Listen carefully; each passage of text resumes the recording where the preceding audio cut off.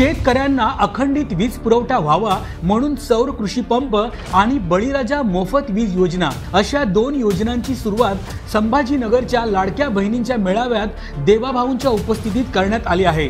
यावेळी मागेल त्याला सौर कृषी पंप योजनेअंतर्गत शेतकऱ्यांना 60,000 पंप देण्यात आले आहेत। त्या पंपांचा विमा उतरवण्यासोबतच पुढील 5 वर्ष पंपांच्या दुरुस्तीची जबाबदारी देखील सरकारने उचलली। छत्रपती संभाजीनगरमध्ये सर्वाधिक सौर कृषी पंप लावण्यात आले आहेत।